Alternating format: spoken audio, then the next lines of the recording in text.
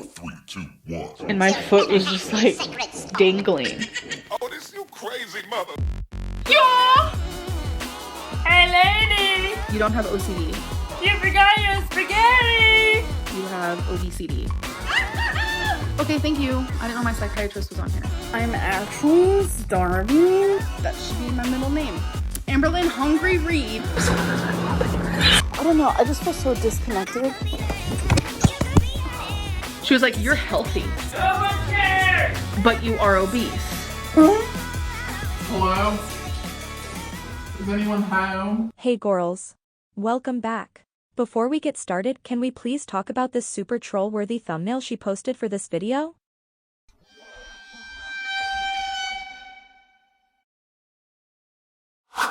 I did get a phone call from the weight loss clinic, so I have a little update on that. They got my lab results finally, and everything came back fine, besides my vitamin D is very low. Oh my God, I can't believe it! The girl who never goes outside has very low vitamin D levels?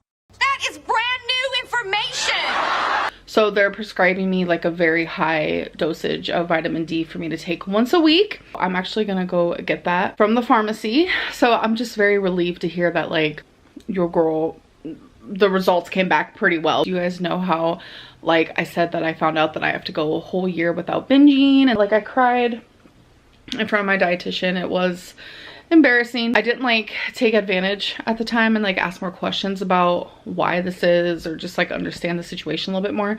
We've actually been emailing back and forth. There is someone like above her, a psychologist above her, who actually reads like all her notes on her patients, and they help decide like the further plan for her patients. And the psychologist thinks that this is what's best for me, and so does the dietitian, but she also wants the surgeon's opinion.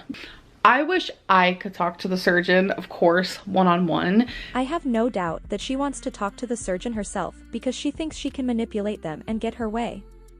I have a feeling that if this surgery doesn't happen, she may seek to find another team of doctors and change her whole story, because it seems she's really regretting some of the issues she has disclosed to them. She told them she had binge eating disorder and then backtracked and is now calling it a food addiction because bed disqualified her for now.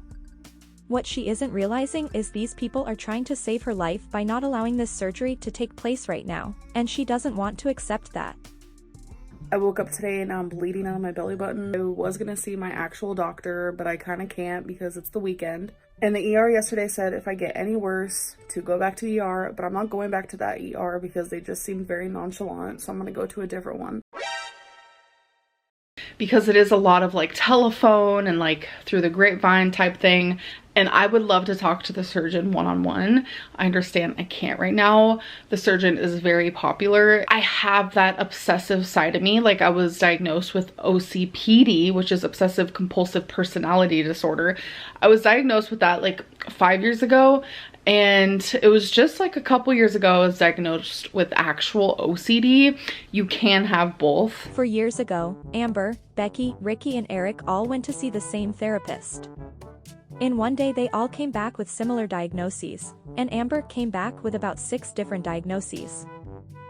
In the appointment, I don't think I've ever been asked so many questions. And the girl was so kind and patient and gentle, which made it a lot easier for me. But I did end up crying.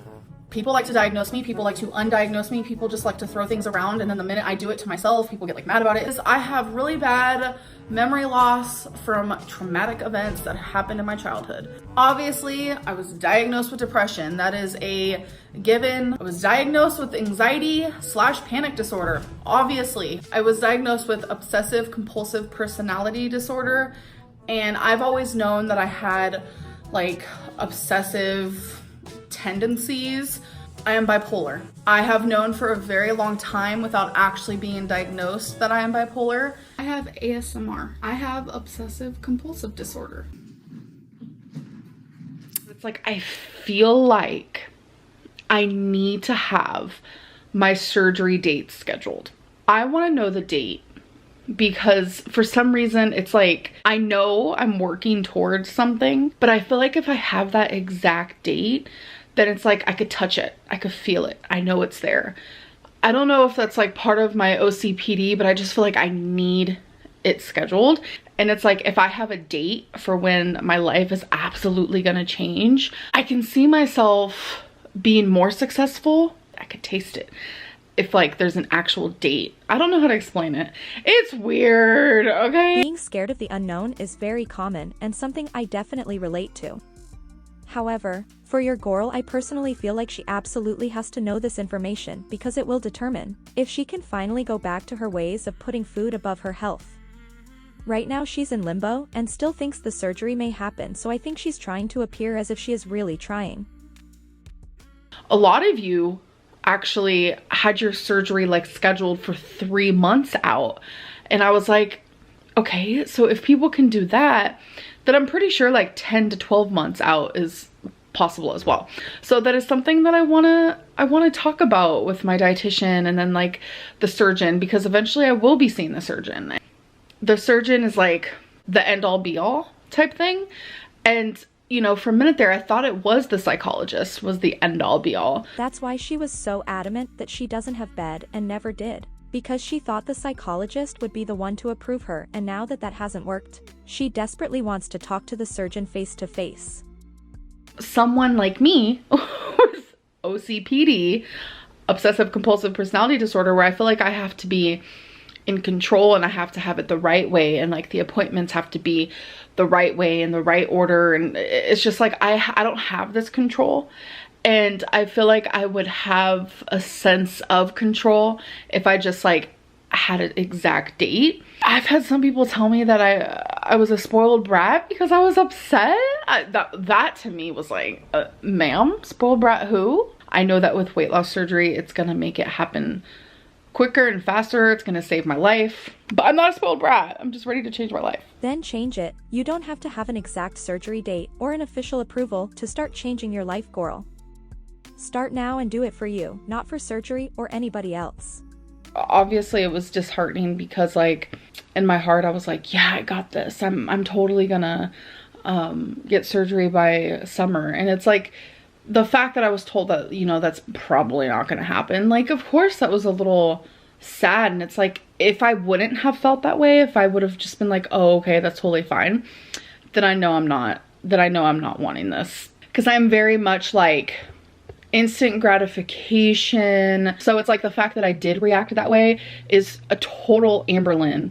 Like, this might be the tool that might actually save my life. Example, if you're trying to hang up this picture and it's like you try to hang it up for 10 years and it's not hanging. You're like, what is happening? You realize, oh, okay, this picture's pretty heavy. Maybe I need a nail. Get that nail. The nail is right there. It's in arm's reach. But they say, you know what? Let's wait a year. You're like, damn, I just need that one last little tool so I can hang the picture on my wall. My picture can't be hung without the nail, you know, and that's my metaphor for weight loss surgery. Sure, I can lose some weight on my own. You guys have seen that. I've lost 89 pounds multiple times in my life. The most I've ever lost is 116. I can't go any further than that. Like, I need help. And that is why weight loss surgery is there. I would never, and I mean ever, get weight loss surgery. Ever. And I mean that. I wouldn't, if someone paid me, I wouldn't even do it. I can't stop my life because I want to lose weight. I feel like not getting weight loss surgery is a lot easier. You don't get to experience life. If you eat a Skittle, it might affect you. Like, I don't want that. I'm super young. I still have so many years ahead of me. And I feel like if I lost this weight, I want to do it because I did it, not because someone shrunk my stomach, and I don't want that. I'm very saddened that people took it that way, that I seemed like a spoiled brat or like I was throwing a tantrum. God, no. God, no. And I find this part of my journey unfair. If you're trying to get weight loss surgery with this program, you have to go a full year, 365 days, without one binge. I have been doing everything to get this surgery. I have gotten people messaging me saying, how are you getting through this process so quickly? I've been doing this for months and I'm not even as far along as you. I wanted the surgery before summer. This isn't fair. I instantly thought of 600 Pound Life, where they're worse off. They eat way more than I do in one sitting. Why are they able to get the surgery? I've been so stressed, not being able to turn to food for like emotional reasons. And you have to realize that I, for years at a time, for months at a time, whatever it may be, I would turn to food all the time. Already that being taken from me because I'm so serious about weight loss surgery, like already that being taken, it just adds a whole other. Goral says she just needs one more tool, aka weight loss surgery, to ensure her weight loss success. And then in the very next sentence talks about how food/her coping mechanism is being taken away from her. And it's not a good sign that despite all the information and advice that she has received, she still thinks she is ready for weight loss surgery.